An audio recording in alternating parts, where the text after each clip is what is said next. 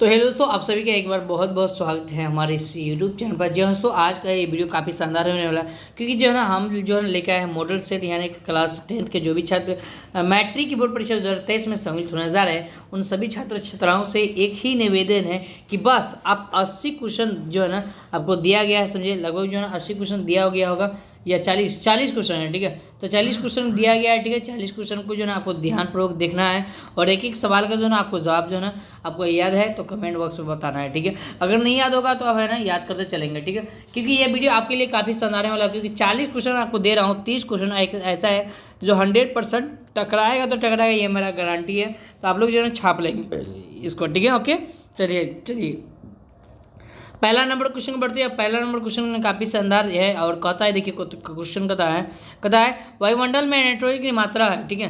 तो वायुमंडल में जो है नाइट्रोजन की मात्रा कितना प्रतिशत है, ये आपको बनाना 20%, 50%, 78%, 0.3%, ठीक है।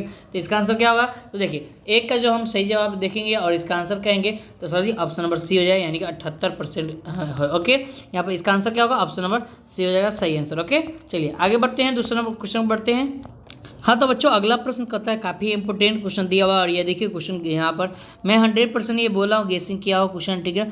40 क्वेश्चन है जिनमें से आपको 30 क्वेश्चन छाप कराओगे, ठीक है। ये मेरा गारंटी है, इसलिए आप ध्यानपूर्वक समझिए, क्योंकि आप जानते हैं कि सरस्वती पूजा जो है ना 26 जनवरी को जो है ना चल रहा है, ठीक है। तो इसलिए जो है ना मैं लैब क्लास नहीं आ पाया, ठीक है, क्योंकि है ना 26 जनवरी को है ना सभी विद्यार्थी जो है ना वो जो है ना वो क्या कहते हैं सब सरस्वती पूजा मनाने में, और उसके साथ साथ ये भी था समझे रिपब्लिक डे भी था, ठीक है।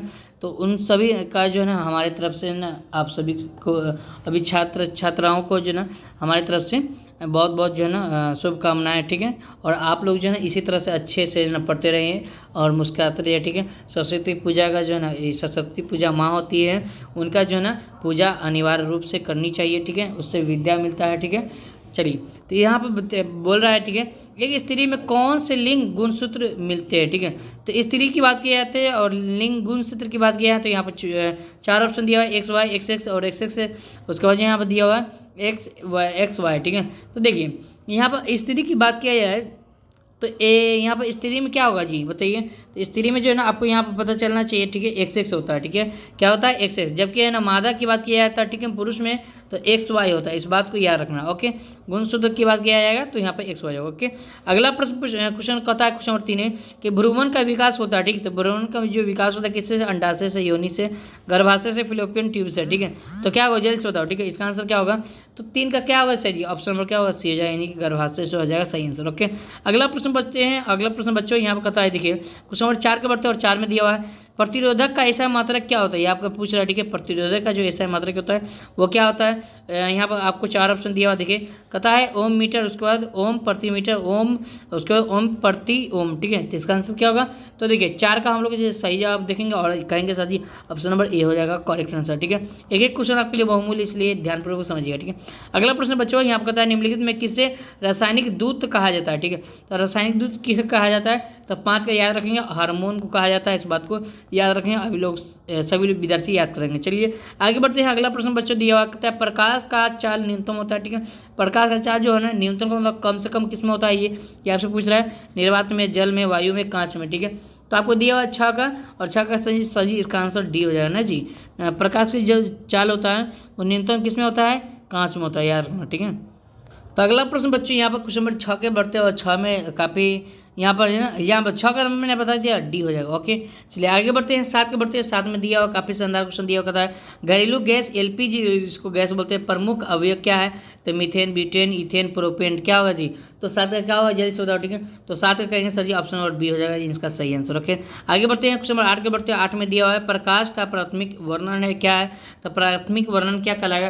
तो नीला, हरा, लाल, उसके बाद जो है ना आपको दिया हुआ है यहाँ पर इनमें से सभी, ठीक है। तो इसका आंसर क्या होगा? तो 8 का सही आंसर क्या होगा? तो याद रखेंगे सभी विद्यार्थी 8 का जो है ना ऑप्शन नंबर जो है ना यहाँ पर डी हो जाएगा, इनमें से सभी हो जाएगा। ओके, याद रखना लाल जो है ना नीला हरा होता है, ठीक है।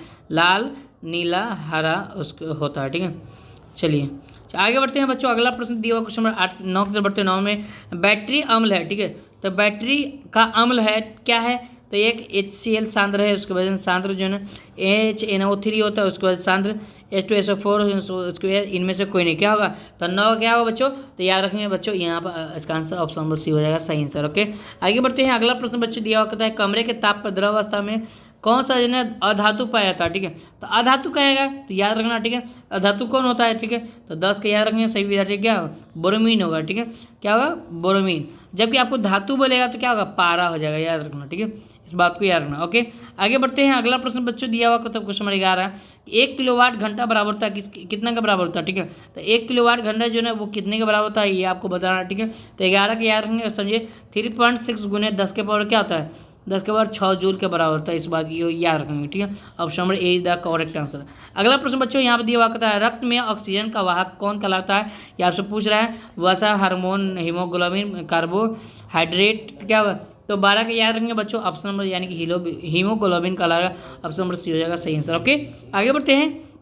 तब मेंडल ने अपने आनुवंशिक प्रयोग हेतु किस पौधे का उपयोग किया था। ठीक है, तो यहाँ पर 4 ऑप्शन दिया गुलाब, उसके बाद यहाँ पर दिया हुआ है आम, उसके बाद दिया हुआ है मटर, उसके बाद आलू। ठीक है, तो 4 ऑप्शन दिया हुआ है। ठीक है, तो 4 में से क्या हुआ जवाब जल्दी से बताओ। ठीक है, 13 क्या हुआ तो 13 का कहेंगे सर जी। देखिए इनमें से आपको 4 ऑप्शन दिया, और सबसे पहले ये आपको पता होना चाहिए कि जो है ना मेंडल ने एक मटर का पौधे का प्रयोग किया था। ये ऑप्शन नंबर जो है ना सी हो जाएगा सही आंसर। ओके, आगे बढ़ते हैं। कहता है किस प्रकार के श्वसन से अधिक ऊर्जा मुक्त होती है। ठीक है, इसको क्या पढ़ते हैं देखो इसको श्वसन पढ़ते हैं। क्या पढ़ते हैं इसको श्वसन पढ़ते हैं। ओके, तो श्वसन जो होता है तो वायवीय अवायवीय ए भी दोनों इनमें से कोई नहीं। क्या होगा जी तो 14 का क्या होगा बच्चों तो कहेंगे सर जी 14 का ऑप्शन नंबर है ना ए हो जाएगा, यानी कि वायवीय श्वसन मुक्त होता है क्योंकि अधिक ऊर्जा की बात किया जाता है ना जी, ऑप्शन नंबर ए हो जाएगा सही आंसर। अगले बच्चों यहाँ पर दिया हुआ है किस पौधे में रंध्र अनुपस्थित रहते हैं। ठीक है, मतलब कौन सा ऐसा पौधा है जो कि जिसमें रंध्र अबसेंट रहता है। ओके, तो अबसेंट की बात किया गया है तो अच्छा सर जी ध्यान में आना चाहिए सर जी ऑप्शन नंबर यानी कि कनेर होगा, ऑप्शन नंबर डी हो जाएगा सही आंसर। ओके,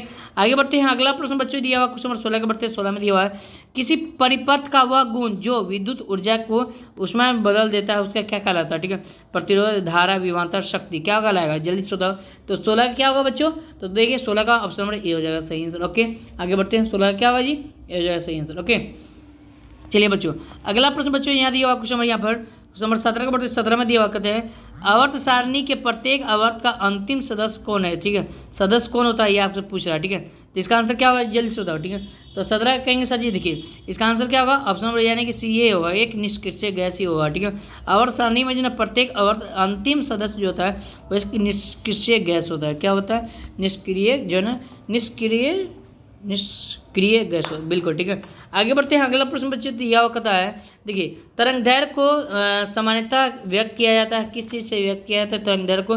ठीक है, तो यहाँ आपको 4 ऑप्शन दिया हुआ 18 क्या होगा बच्चों तो 18 के साथ जी कहेंगे ए हो जाएगा, ए मीटर हो जाएगा। ठीक है, क्या होगा बच्चों ए मीटर। ओके, आगे बढ़ते हैं। अगला प्रश्न बच्चों दिया हुआ कहता है निम्नलिखित तत्वों में किसका आयन ऊर्जा अधिकतम होता है। ठीक है, तो आयन ऊर्जा किसका अधिकतम होता है ये आपसे पूछ रहा है। ठीक है, तो यहाँ पर 19 का सही आंसर क्या हो जल्दी से बताओ। ठीक है, तो क्लोरीन, फ्लोरीन, इसके बाद LBN है, ब्रोमीन दिया हुआ। ठीक है, तो क्या हो जल्दी से बताओ। तो 19 का बच्चों कहेंगे सर ये हो जाएगा Cl क्लोरीन हो जाएगा। ओके, आगे बढ़ते हैं। अगला प्रश्न बच्चों दिया हुआ कहता है आवर्त सारणी में प्रथम आवर्त में तत्वों की संख्या कितनी होती है। ठीक है, तो कोई भी आवर्त सारणी उसके प्रथम आवर्त में जो तत्वों की जो संख्या होता है वो कितना होता है। ठीक है, तो क्या होगा जल्दी से बताओ 20 का क्या होगा बच्चों जी बिल्कुल। ठीक है, 2 होता है। ठीक है, क्या होता है 2 होता है। ओके, चलिए आगे बढ़ते हैं।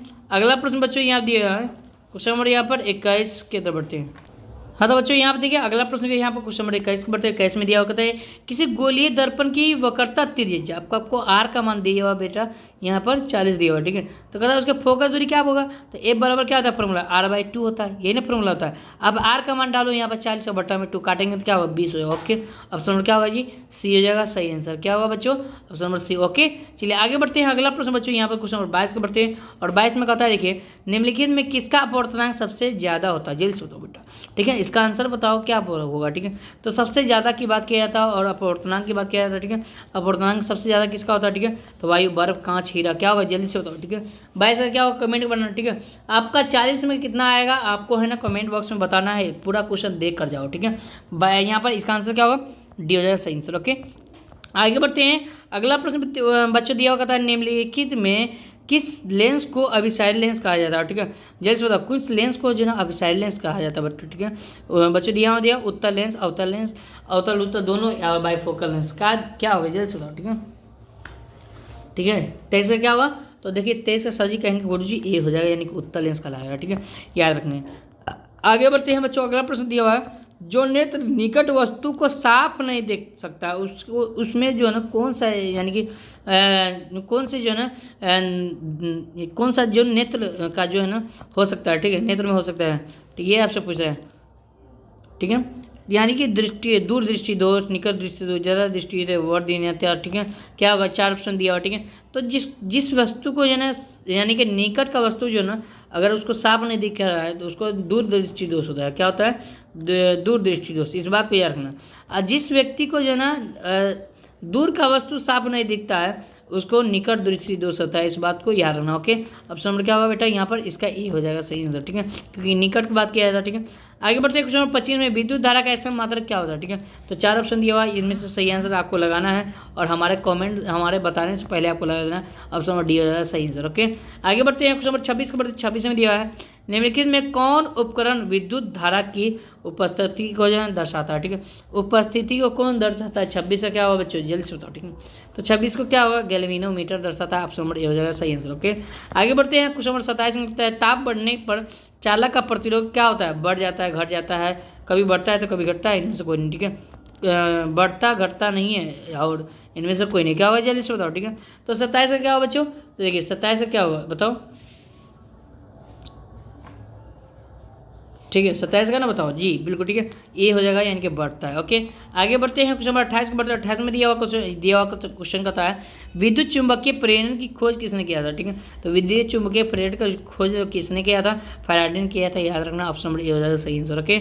आगे बढ़ते हैं, ये बच्चों को पता होना चाहिए, ठीक है। कहता है जब किसी अभिक्रिया के समय किसी पदार्थ में ऑक्सीजन की वृद्धि होती है, जब किसी अभिक्रिया के समय जब किसी पदार्थ में ऑक्सीजन की क्या होती है, वृद्धि होती है, तो निम्नलिखित में से क्या कहलाता है, ठीक है, ये आपसे पूछ रहा है, ठीक है, निम्नलिखित में क्या कहा जाता है, ठीक है। तो यहाँ पर 29 का पूछ रहा है, 29 का क्या होगा बच्चों, तो याद रखें उपचयन कहलाता है, याद रखना, ऑप्शन नंबर क्या होगा बच्चों, ये हो जाएगा सही आंसर, ओके। आगे बढ़ते हैं, अगला प्रश्न दिया हुआ है, शुद्ध जल का पीएच मान कितना होता है, तो शुद्ध जल का पीएच मान कितना होता है आपको पता होना चाहिए, और शुद्ध जल का पीएच मान याद रखना, ऑप्शन नंबर बी हो जाएगा सही आंसर, ठीक है। और ये बताना हमारे शरीर का पीएच मान कितना होता है, जल्द से बताओ, ठीक है, हमारे शरीर का पीएच मान कितना होता है। उसके बाद जो है ना एक और क्वेश्चन दे रहा हूँ, अम्ल का पीएच मान कितना होता है और क्षार का पीएच मान कितना होता है, अम्ल ओके और क्षार, ओके, ये दोनों का है ना 3 को आपको बताना, ठीक है। मानव शरीर का पीएच मान कितना होता है ये आपसे पूछ रहा है, ठीक है, जल की बात हो, ओके। आगे बढ़ते हैं, अगला प्रश्न दिया हुआ कहता है, चींटी के डंक में कौन सा अम्ल पाया जाता है, जब चींटी डंक मारता है तो वो कुछ न है ना अम्ल छोड़ देता है, जिसके कारण जो ना हमको क्या होता है, दर्द महसूस होने लगता है, ओके।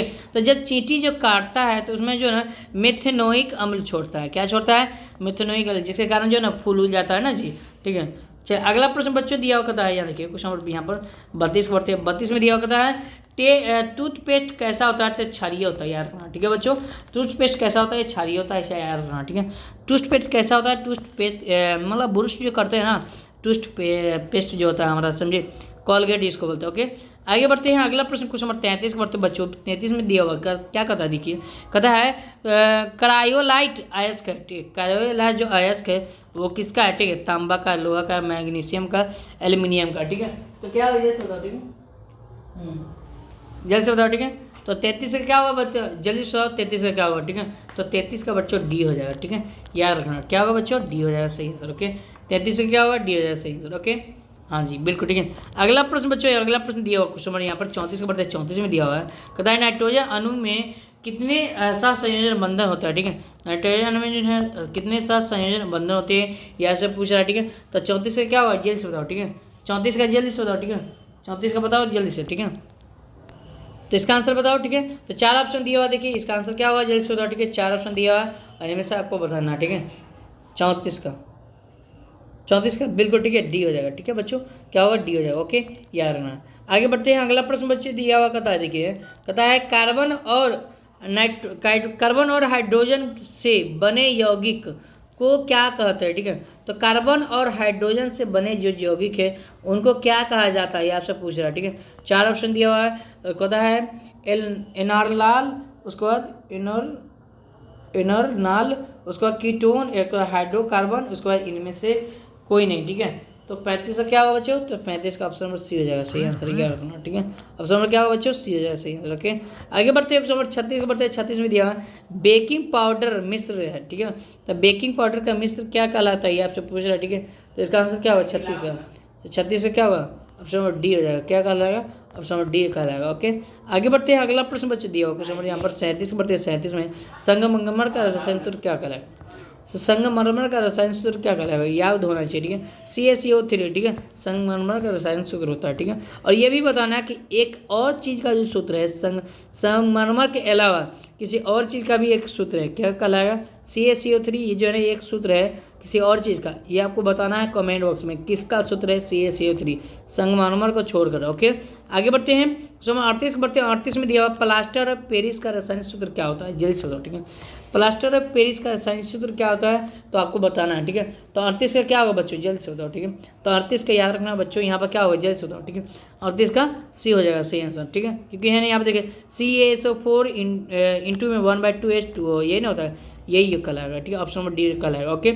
आगे बढ़ते हैं, क्वेश्चन 39 को बढ़ते हैं। 39 में दिया है नीला थोथा, जिसको तुतिया बोलते हैं, ठीक है।